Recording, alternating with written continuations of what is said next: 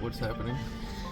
So on this episode of Controversy, Levi approves of this one.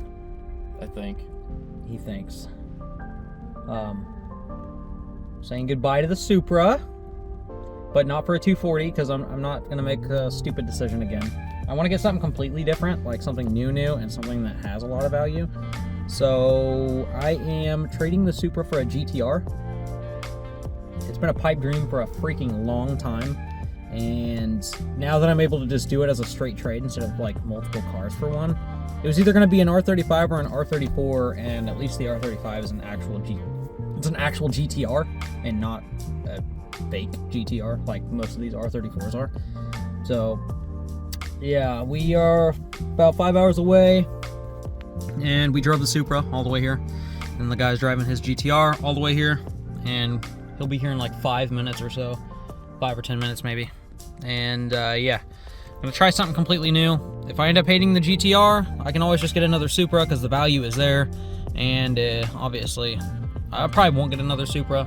I mean, I'm just like, I know I'm a Jay-Z guy, but like every single thing that I've been building lately has been rear-wheel drive, and I would rather drive the 240 than the Supra just because I get more satisfaction out of driving the 240 versus driving this. They're basically the same car. And the gimmick of it being right-hand drive, it wears off so fast. You get used to it like almost immediately. And that's not even like, I mean, yeah, right-hand drive cars are cool if you've never had one, but it's like the gimmick wears off really, really quick. But I'm just ready to try something completely new, and a GTR is definitely one good way to go about it. What's your opinion? Okay. Wrappers in my pocket. Okay. That's a good. I don't know. I mean, R35s are cool.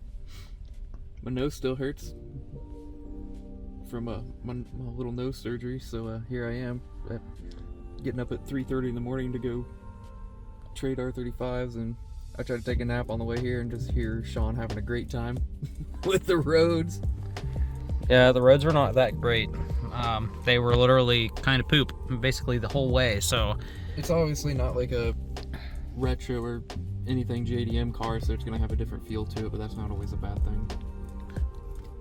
And that's kind of how I think. GTRs hold their value very, very well, especially when they're modified. And this one does have bolt-ons. Makes like 600 wheel horsepower, which is basically that's basic. That's the basis of like every GTR now. But it's nice, and I'm just ready to experience something that is like fast in the turn. Now, that's not something that I can get with this car, and I can't get with the 240. I can get it with the Evo, but the Evo is going to be something a little bit different than that. I just think it'd be great to take one of the fastest cars on the Nürburgring, like through some corners and stuff. Like maybe autocross it or something. Sometimes it's better to get a car that's, 600 horse instead of 1,000, because what kind of abuse has the car been through what makes that kind of power? That's so true. I mean, the Supra only makes like 350 horsepower, but like I said, it's just the 240 on a Supra chassis. And yeah, the Supra's cool, but I just want to experience something new. But like I said, if I end up hating the GTR, I can literally just get whatever I want because the value is there. Like the KBB value of the Supra or for the GTR is like way up there. I can't say the same thing for the Supra, especially being an imported car, because I mean KBB for old cars, we don't even go off of that. You guys know it's just all market value stuff. But we're sitting here waiting. The GTR will be pulling up soon, and we'll get this transaction on the way. It's going to be very new and very surreal. It's just going to be such a different experience. All right, well, the Supra is going by. It's really hard to even think about, honestly.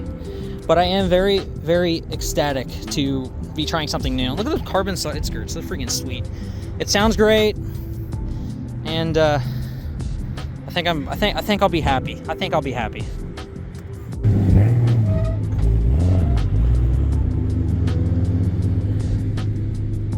Well, this is gonna be new. Alright, so me and Levi have been driving in the GTR for about 3.5 hours or so. 3 hours and 45 minutes.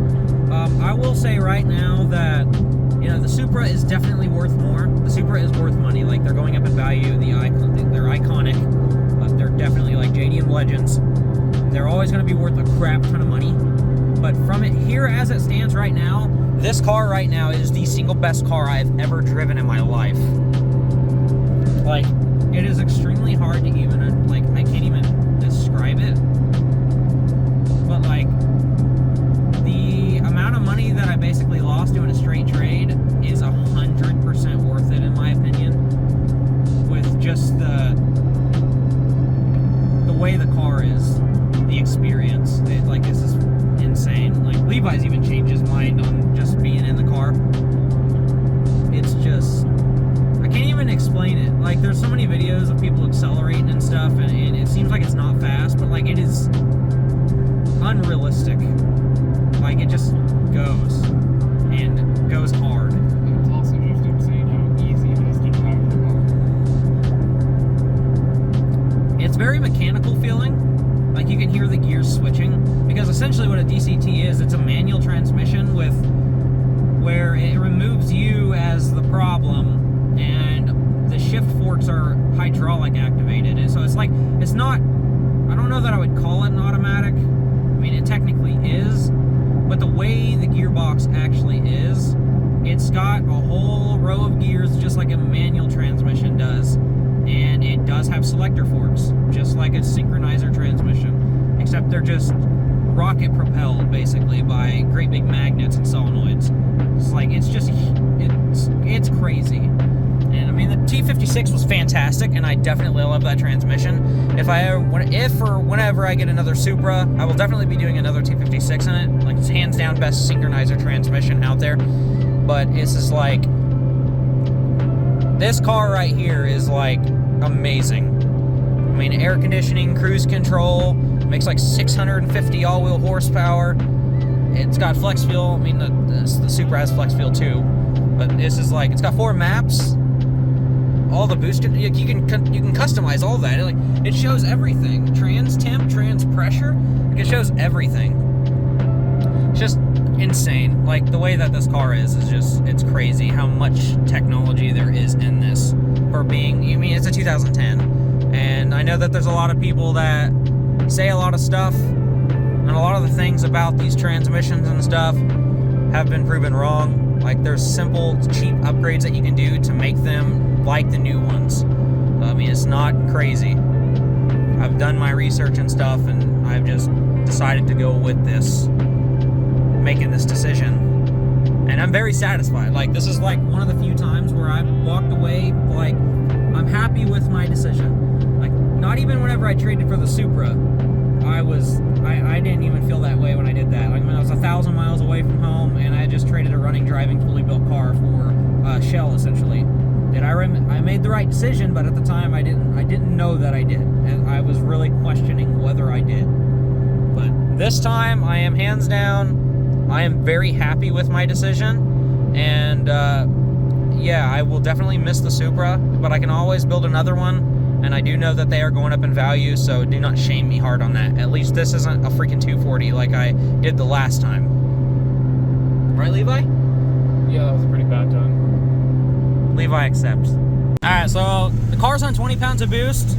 Just filled it up with some E85. Like, it's not like E60, but, you know, that kind of difference isn't, like, it's pretty negligible, especially with, like, the tuning capabilities of these later model cars. This thing is a rocket. It's an absolute rocket. So, I mean, I don't know what this guy's doing. All these people are going to be in the way. Here you go, Levi. Alright, this is all race mode.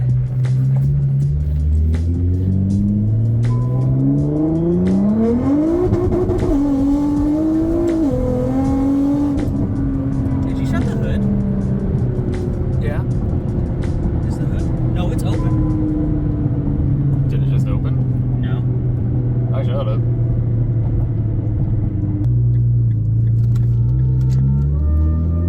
Okay, traction control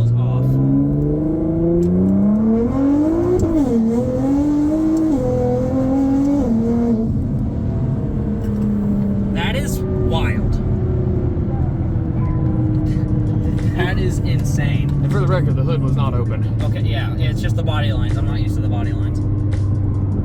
This, I can't even describe. Like that is like nuts. Like that's short shifting, and I got a person in front of me, and that was like 80, something like that. But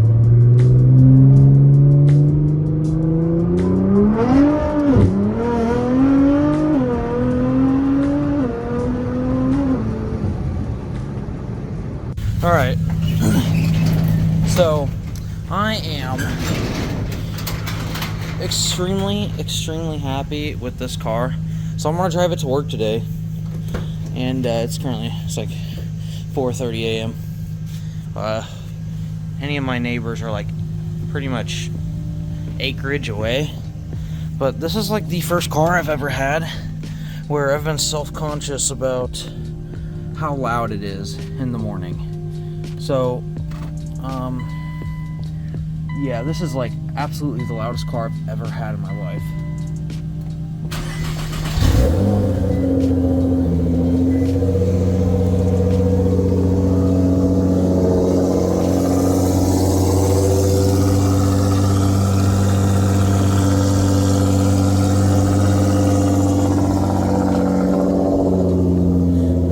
I'm pretty sure that people in town can hear this thing idling. It's insane. Alright guys, I wanted to give it a couple days before I closed out this video. Just so that way I could, you know, I didn't want it to be like, well, he just got in it, so of course he's going to like it. I think it's been about 3 days now, I think. It's Tuesday. It's been 4 days. Okay, so 4 days. I have driven it every single day. Actually, today I just drove it to work. This car is it is literally the best car I have ever driven. Now, I didn't actually know it at all, and a lot of people started calling it a supercar, and I didn't ever consider it that, but it technically is considered a supercar, and it kind of I don't know, I guess it kind of makes sense. Like it would be Nissan supercar, because like what else is there, unless we're talking about like LM1 race cars, and then it would be like, you know, these cars are racing on the Nürburgring and stuff like that. I mean, there's other stuff that races also, but like these are the cars that are competing with like Porsche and freaking Aston Martin and a lot of those high-end cars racing Lambos and stuff like that. Like I've had a couple of people already like, oh, it's an automatic, but let me just tell you, this car makes a little over 600. I mean, it makes like 650 wheel, which is a very solid basis. Like that's pretty much the basis of a GTR. When you're running the limits of the stock turbos, almost every single GTR that's full bolt-on is making that kind of power if they're, you know, tuned and stuff and they're, you know, aiming for it. But this car torque steers like crazy when you start accelerating, and I feel so much more safe being able to actually hold on to the steering wheel. I can't say the same thing about the 240. That car is rear-wheel drive, but it does get crazy. The fact they gotta let go of the steering wheel to shift is kind of sketchy in my opinion, and that car makes this car look like slow dog water. I mean, and they're two completely different cars. The Supra, fantastic car, but like I was saying, it feels like it's just the 240, but right-hand drive, a little bit heavier chassis, and a lot less potential. The 240 makes so much more power. It's so much more streetable since I've changed everything, that I get so much more satisfaction driving that car versus the Supra. And the Supra, I don't know. I was super hyped that it was finished and everything, and that the paint was amazing, and it just looked so good, and I put so much time and effort into it. But I've had my fair share and my fair time with Supras and stuff, and I have heavily debated getting one of these cars for a few years, and I've had some that have landed in my lap, and I've just said, nah, I just don't think I want to do it. And I've decided that I wanted to try it. And at the very end of the day, if it didn't pan out and I didn't like it, the car's value is definitely there. I can just give it into whatever I want. But I'm here to tell you right now that videos do not do these cars justice. The way that they feel, the way that they handle, just the drivability of these cars is freaking insane. Like, they are so awesome. Being able to drive straight down the road and whip the steering wheel 180 degrees in either direction and then the car just go back straight. Like, and it actually wants to steer that way. Like, it doesn't understeer when you do that. Like, it actually steers with the way you're going. The handling is nuts. And all of the engineering and time and stuff that they put into this car to make it what it is. I mean, they took this car straight out of the showroom floor, put it on the Nürburgring, and the thing was like the fastest car on that road course for 2 years, outrunning the Porsche GT, the 911 Turbo, which those cars are incredibly fast. And I mean, these cars, it's not fast in the straight line, it's fast in the corner. They handle so well that you can make those corners and steer the car under insane speeds and maintain your handling. Everything, the traction is just, it's crazy. But a few days in, guys, I'm probably gonna make a video on everything I love about this car. I don't know that there's anything that I hate about the car yet. I haven't owned it long enough, but I can tell you right now that there is definitely a lot of things I love about the car. But finally gonna do this one in. I guess it was gonna be a little bit longer, but all for a reason. But that's going to be it for this video. I hope you guys are as excited as me about this. For those of you that aren't and really like the Supra, I am sorry.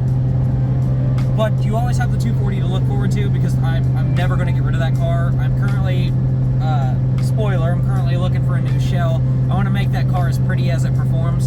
So I'm going to find a new shell, and I actually want to get an original Kooky, so 97 or newer, and I want it to be like spotless. I want it to be perfect. Like, the car's got to be beautiful. So just drove the car from work and everything, and there's a sheriff. So I'm gonna end this video off. Hope you guys have a great day. I'm having a great time.